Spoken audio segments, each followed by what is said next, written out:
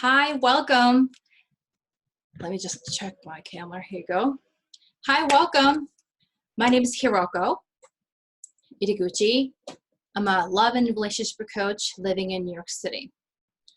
This is how to avoid crucial dating mistakes that keep you from finding love. And welcome. If you don't know me, you never seen me, nice to meet you. So to start off, I'm going to share a story.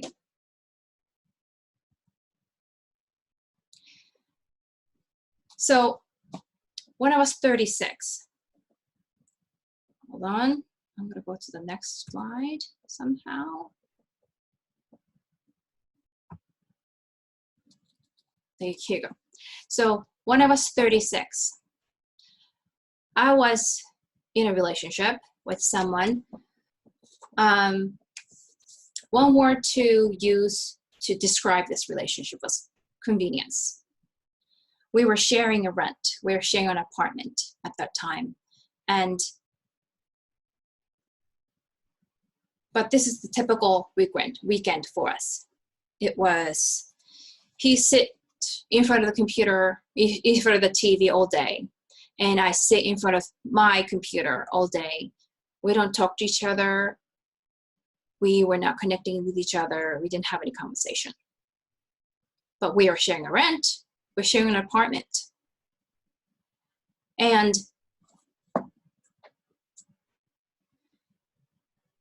at that time, I was in a corporation. I was working for a corporate, and that became so stressful. And I had pneumonia. I had high fever for days, and I was not sure what was happening, but it seemed really, really wrong, right? So I wanted to go to the doctor. I was not sure if I can do this on my own. So because I had high fever, something was wrong, and I'm an immigrant. My family is in Japan. I don't have a sister here to take care of me. So I decided to ask the ex-boyfriend, his name is Henry, to take me to the doctor. My doctor is in Manhattan. At that time, I was living in Hoboken, New Jersey, so I would have to take the cab, train, and gotta walk to the office. I asked him to help me out, take me to the doctor, and he said, no, I got work to do. All right, so I managed to call a cab. I didn't have a car to take me to the train. I took the train, and I got to the doctor's office after I walked like 4 blocks or something from train station to the doctor's office. I had pneumonia. Fortunately, I didn't have severe case of pneumonia, so I didn't have to be hospitalized, but I had to be in bed for days. I had to take short-term disability from work. I was not working for maybe 2-3 weeks. Unfortunately, at the same time, I had an appointment with the immigration office to renew my green card. That was December, so it was winter. And I wasn't sure if I can do it. Now, unfortunately, maybe some of you know that you don't want to reschedule the appointment because I would not know what's going to happen to the appointment because this is very important to me. And so I decided to keep my appointment. I took a shower. I didn't put any makeup on because I didn't have any energy to do so. And I asked Henry to go to the office with me for an appointment because I wasn't sure if I can do it on my own. Because I had to take the train to different county. And he said no, because he has work to go to. I went to the appointment by myself in a winter day. It was cold, windy, I remember. It was overcast. Appointment went smoothly. I was waiting for the train to go home. On the platform, I remember I was so mad and I was so sad. I didn't know how I got myself into this. No help when I needed one. And after I recovered, I expressed my happiness to Henry. And he said, but we just renewed the lease. I just couldn't believe what I heard. 3 years into relationship, and that's all he had to say to me. We just renewed the lease. So it's either, for me, I'm gonna suck it up and stay in this relationship, or I will have to leave. It was a hard decision because I was 36 at that time, right? And I didn't know if I can actually do it. But vividly, I actually remember this time. What if I stay with this guy, and what life would be like in 10 years? If I decided to suck it up and just stay with him because I was so scared to leave, what would my life would be like? There's no connection, there's no love. What kind of life is that? Not to be loved as a woman. And you just have to tolerate this misery. It's because I was so scared to just leave. No. So I decided to be brave and decided to take the possibility that I didn't see at that time. And I want to introduce you to my husband, Ryan, in this picture. After I struggled with dating in the city, in New York City, it's really difficult. But at age 36, I was close to 40, right? At that time, when I met my Ryan, I was 38. So I was really close to 40. And I wasn't sure what I was doing for a while, but I met him. And Ryan was supportive when I left my corporate job. And we are connected. We share everything together. We share emotions, we share stories, we share life together. We share everything, like a can of soda and a bagel and a coffee, like an old couple, right? Because we can't finish one can of soda, so we share one. But he's very supportive. I still keep my independence, so I can do whatever I want to do, meaning I can build my own business, and he's always supportive of me doing what I love doing.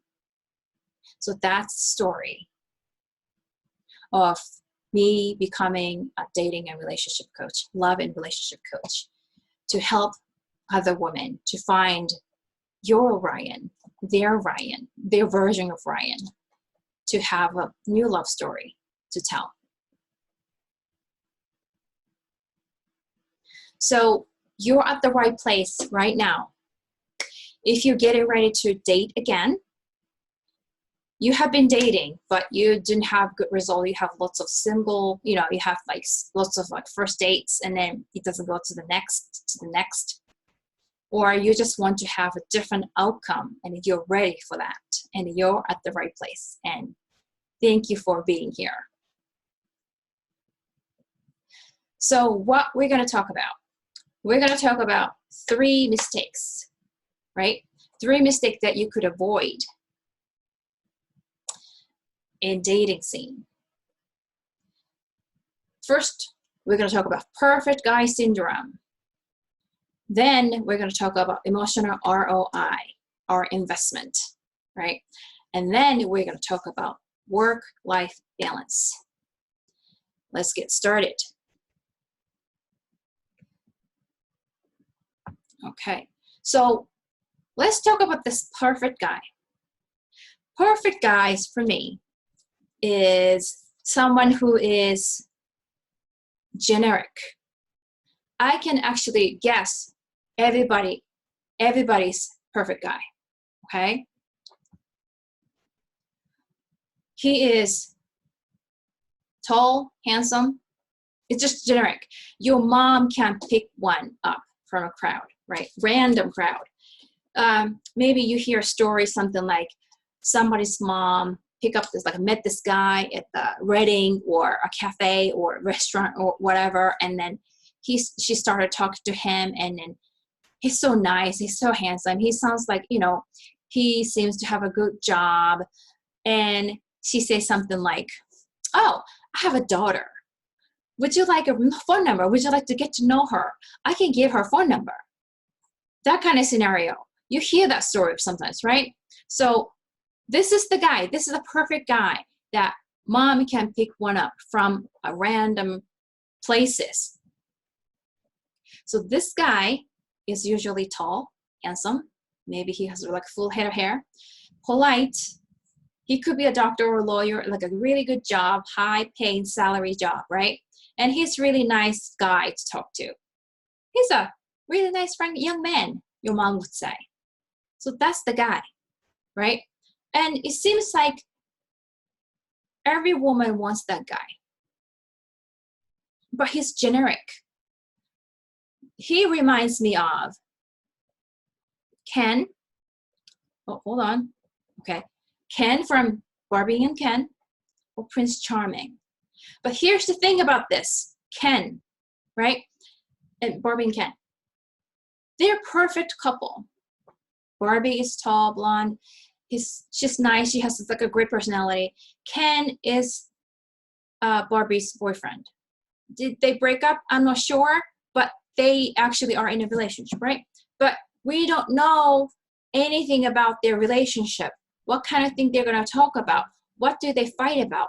We don't know anything about their relationship. How do they work together?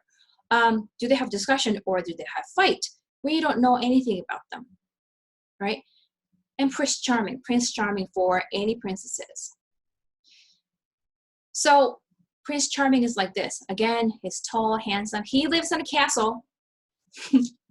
And he has this nice wardrobe. And he has family business. He's going to inherit the family business. And he has money. And he's charming. He has manners. And he knows how to treat a lady because he's a gentleman. But we don't know this guy. We don't know how he is in the castle. You don't know what kind of relationship he's going to have with a princess. Maybe he could have a flaw in personality. We don't know because he's a Prince Charming that we always dream, some of us dream about, but we don't know how he is in a real life relationship, right? So, but we always talk about this perfect guy. Does he fit your personality? Can you actually carry a conversation with you and have fun? And does it fit your lifestyle? If you want to travel all over the world and then he wants to stay home, maybe it will work some of the time, but maybe the lifestyle it's totally different, then it might be difficult. Or what kind of life value does he have? What is important to him in life? Does he have one? Or does it match with your value? That's very important. And what is his character? What kind of work ethic does he have? What kind of personality does he have? Is he polite to everybody? Or, all those character. That's very important. Instead of you think about like what suits is he wearing? What kind of watch does he wear? What kind of car he's driving? That's not what you have to look at, because we're talking about real life relationship. Then you have to be able to carry a conversation, have fun, right? But we don't know anything about this Prince Charming. Now, so who is this guy for you? Maybe in the past, you had this like perfect guy that your mom loved, and then you thought this is the one, and then it quite didn't work out. Who is this guy in your past? And I want you to think about that a little bit. Now, why it didn't work out? Is it because he was a picture perfect, but you was not thinking about personality or values or anything like that? Maybe. So I would like to share a story about my perfect guy. Before I met my husband, I met Jack. I'm going to call him Jack. Okay. I met him on a field trip to ride a glider, you know, the glider. And I had there's a field trip to go to upstate to try a glider ride. And so that was kind of cool. So I met him. He was one of the participants, and looks like he was a single guy. So I was paying attention to him. And we kind of start talking on the bus on the way home. And he sounds like a nice man. So we had a conversation, and we decided to meet, right, like have a coffee or something. And I found out he's a pilot. He has a license to fly. Oh my God, I never met anyone who's like that's a pilot. So that was kind of exciting. And then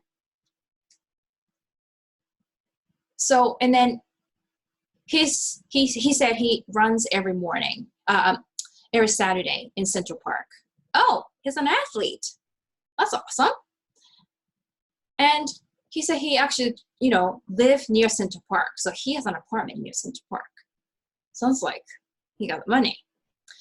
And when the first date that we had, the official date was, he actually had to take this test to keep the license. So he took me to fly his Cessna. Well, it's not his Cessna, but going to the tiny airport to rent a Cessna, the small airplane, and that was our first date. So that was kind of cool.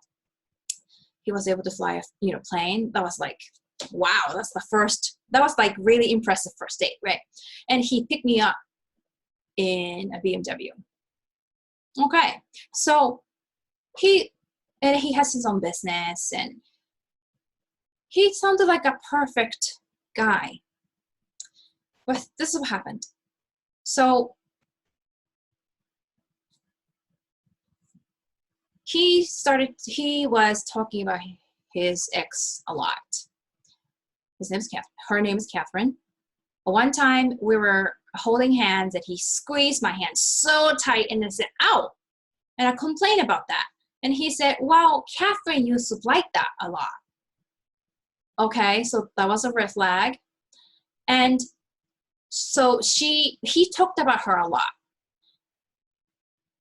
And she arranged to meet him so that she can pick up her stuff in his apartment. She left some of that stuff, and she got engaged, so she needed to fix that stuff back. So she arranged to meet, and then she came to his apartment. I was not there, but we met up I met up with Jack afterwards, and he said, oh, it took that long because we were having sex. So here's the thing, right? It was a joke, but what kind of personality, what kind of value does he carry? What kind of person is he to say something like that to a woman who he was seeing, right? So right after that, it just fell apart. I decided not to see the red flags I saw before, and I was blind because he was perfect on the paper. So that was my story about perfect guy. I was an emotional mess when I actually broke up with him. I invested so much time and effort and energy And when we broke up, even though he was not a good fit, I was an emotional mess. So I'm going to talk about now emotional ROI that you can think about. So emotional ROI is this is what happens, right? You had a great date with someone. It was romantic, affectionate, and then he touches your hand, right? And then he says something like, oh, I have beach house. We should go for the summer. So he's making a plan for the future. Or, oh, we should take a trip together to Tahiti, or whatever, right? Or, oh, I'm thinking about the family and I want to have a dog and a backyard. All those things that he says to imagine the future together. And he texts you and call you all day long. Maybe he texts you to say good morning when you wake up, and then you say good night. You call each other to say good night at night before you fall asleep. It's so sweet. So you have all these signs, right? So you got so excited. Oh my God, he could be the guy. Because you know, all the signs. He seems like so interested in me. He's affectionate, and maybe he's the guy. And then this happens. Oh my God, he became a ghost. He just disappeared. He stops everything. Where'd you go? And you start thinking about, what did I do wrong? Or maybe you start rationalizing, right? Maybe he's busy at work. Maybe he's, on a business trip and he can't call me. Or maybe, and you start thinking about the scenarios that it's just imagining things, right? And you're an emotional mess. You're trying to rationalize, but still he doesn't call. What are you going to do? And you start thinking, you're trying to figure out why he's not calling you, why he stopped.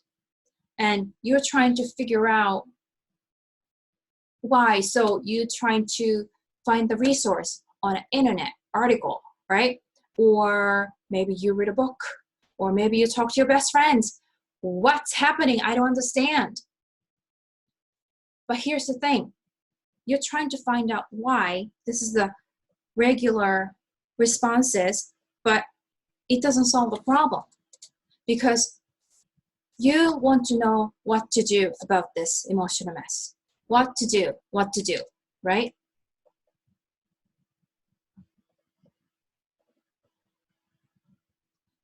And I can tell you, this guy is going to appear 3 months later, as if nothing happened. Say, hey, how are you? He texts you or call you. And then you're like, what happened? But that's what happens to these guys, right? Who's passionate and affectionate at the beginning, and he just stops, disappears, and 3 months later he appears again, as if nothing happened. So what are you going to do with that? So here's what I want you to think about. It's not what he does, but this is how you respond to it. Because you can't change what he does, but you can change your response. You can change how you respond to that.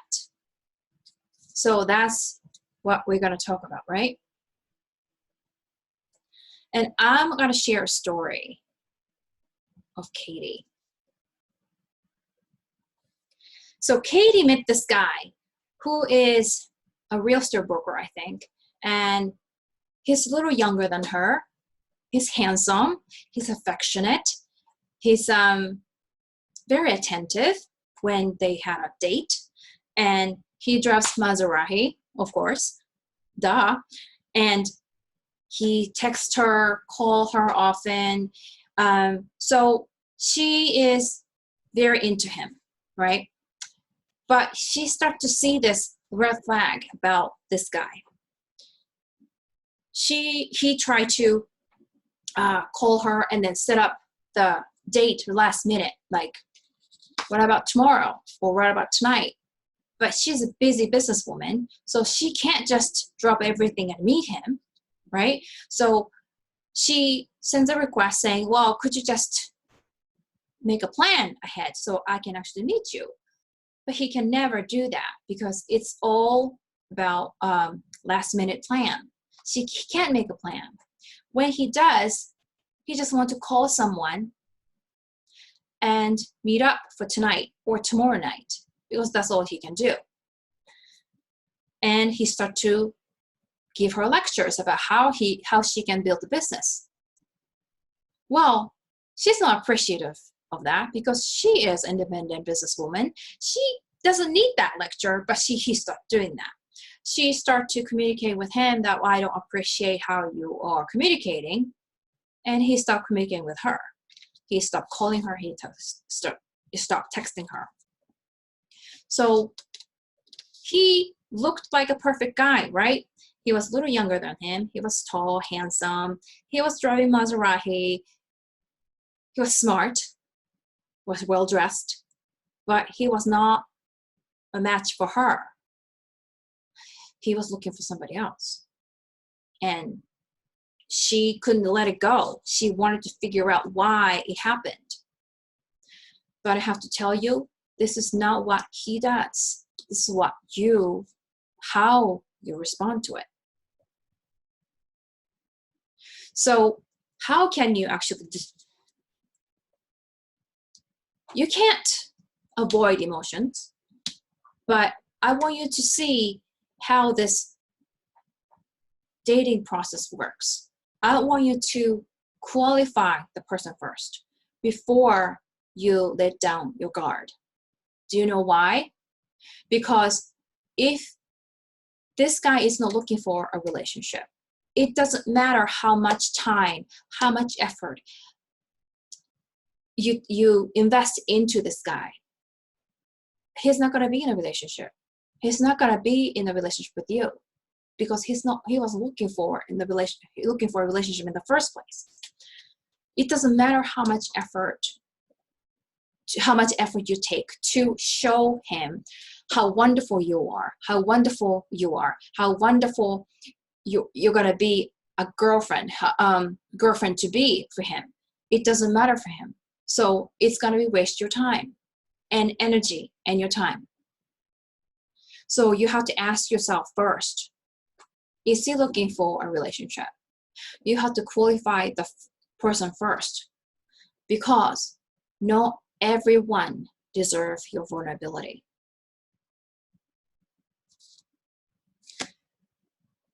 In this call, I believe that all the people on this call are looking for a relationship that you create a connection, you share a life together. So he will support you emotionally, spiritually. You are looking for that intellectual connection, emotional connection. I believe you're looking for that. Then you need to be vulnerable, right? You have to let your guard down. Yeah, because you want to share everything with him. That's how you create a deeper connection with someone, right? But I want you to remember, not everyone deserves your vulnerability. That's why you have to qualify the person first. If he's not looking for a relationship to create that connection, then don't waste your time and you don't invest your time or energy anymore. So that's the difference between dating and dating with purpose. Dating is something like this. You go on a date because he was a nice enough guy, right? And you start dating and you start dating him like maybe once a week or something. And hopefully this is going to go serious. Hopefully this is going to be in different state, different phase in the relationship someday, maybe. And the difference between that in dating with purpose is that you are dating because you want to be in a relationship in the future, right? So you're doing opposite, you're doing backward. It's because you're not dating to look for the relationship. Wait, I'm going to rephrase that. You're dating just to have fun, and hopefully it's going to go somewhere. But dating with purpose is you're looking for a relationship and you start dating. So you'll know when to say no, when to say yes, and start investing your time and effort and emotions. So I talk to many women. They're all successful, usually successful, busy women who has lots of obligations. So they don't have time. They say they just don't have time for dating. I have other things to do. I have other things to take care of. I can't think about myself right now. I have to focus on my career. I have to focus on my business. I'll have more time later when I finish this project. I've heard that so many times. But let's think about this work-life balance thing. Work-life balance. To me, work is part of a life. It's not something that you can balance it out, because it doesn't, I don't think it works like that. It's work, it's part of life, and I want you to change your perspective a little bit, change the angle, and see life as a big picture. And work is part of that big picture. And that, I hope that will shift your mindset a little bit. And it's not about time management, I don't think. So what if you start, manage your time, and you got 1 hour extra, an hour a day? Do you think you can create a relationship with the extra 1 hour that you manage to kind of squeeze out of this busy schedule between work? I don't think you could. And this is about shifting a priority. Looking at life as a big picture, and work is part of it, and shifting a priority. If the work is consuming your day, maybe that's the time that you have to think about your priority, your life as a whole, as a big picture. And maybe this is time for you to look at how you want to live your life, how you want to build your future life. So imagine your life 5 years from today. How old are you 5 years from today? Mine would be, I will be 50 in 5 years. And this is how I imagine my life to be. I want to have more time with Ryan so we can travel together. We have been talking about that a lot. So to do that, I have to have already set system to work in my business, but still I have lifestyle that I want to keep together, so that lifestyle first and build the business to fit that lifestyle, so that I can have the life that I wanted with my husband. So that's how I see 5 years from today. How do you see your life in 5 years from today?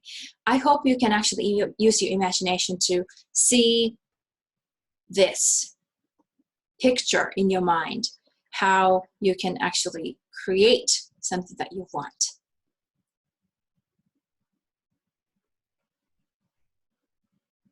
Work-life balance means to me is that you're making more rooms for yourself. Like a wiggle, it's almost like this, wiggle room or breathing room in your own life by expanding your capacity.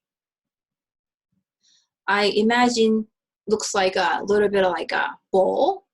So you catch everything. This is the bowl. This is the bowl of life, right? And you have life, clump of life. Oh no, I'm sorry. Oh, job and other things, engagement, your work. That everything is in this capacity. So everything can be actually bigger. It's because I expanded your capacity of life.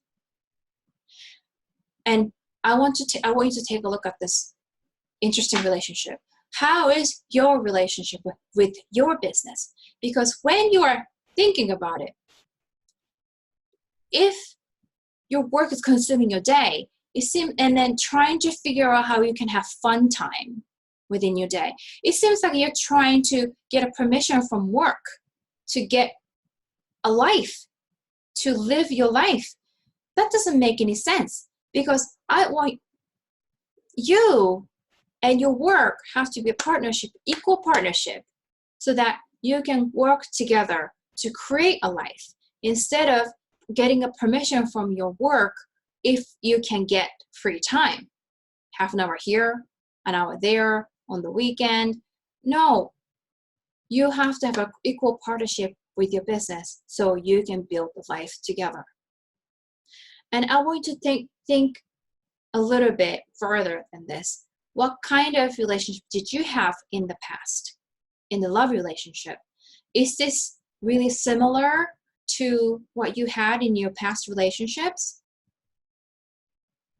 Maybe this is a time for you to take a look at your relationship, how you approach any relationship, to expand your life capacity.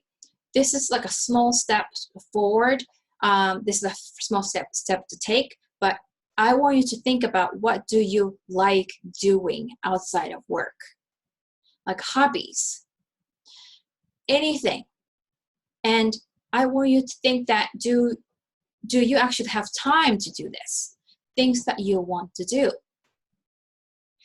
And this is the first step, because we always think about work first, it seems like, right? Because I know it's really important, but when you think about life as a big picture, I want you to think about what you like doing outside of work, and that's really important.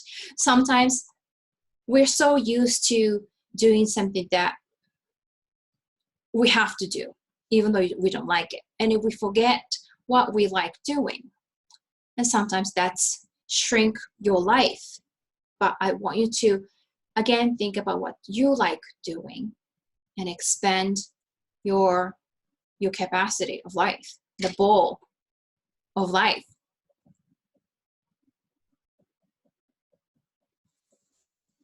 I'm going to share a story about Sarah. So Sarah is an office manager, a technical manager. She's 41. She's single. And we had a conversation about her dating life. She wants to start dating, but she's not sure if she can until she finishes this project. And I said, well, okay, so you can actually start dating once you finish the project, right? She said yes. So how many times did she say that in the past? After I finish the project, I can actually get to see my friends for dinner. After I finish this project, I can get to go to, read a book that I was waiting to read. If I finish the project, okay, so you never successful on how to find the time to do something that you were willing to do, you wanted to do. Maybe it's not about work-life relationship, work-life balance at all. Maybe she's avoiding or hiding behind work because she doesn't want to find out something hard, something difficult to face. Dating could be really emotional. Of course it's emotional because if it faces yourself, really. It's not about your ability. You can actually have lots of licenses, skills at work, and you can actually, that is very useful. But in dating, there's nothing like that. You're actually out there yourself. You'll be judged. You'll be seen. It's hard sometimes, right? Maybe she was just hiding behind work. Maybe that was her excuses. So maybe she was not just busy. Maybe she was just hiding. So maybe it was not about work-life balance at all. So we talked about 3 things, right? Perfect guy. Pursue this perfect guy who's like a Prince Charming, tall, handsome, rich, drives Maserati, right? And we talked about emotional ROI. And that means you gotta qualify the person first before you start investing your time and energy and your emotions, because not everyone deserves your vulnerability. Not everyone deserves your true you. And we talked about life-work balance to expand your capacity of life, right? Capacity, and see your life as a big picture and how you can design your life so that work is part of life, and then how can you actually create a life that you want, including work. So sounds simple. I only covered 3 things today. It sounds simple, but it's not exactly easy to do. But good news for you, you don't have to do this alone.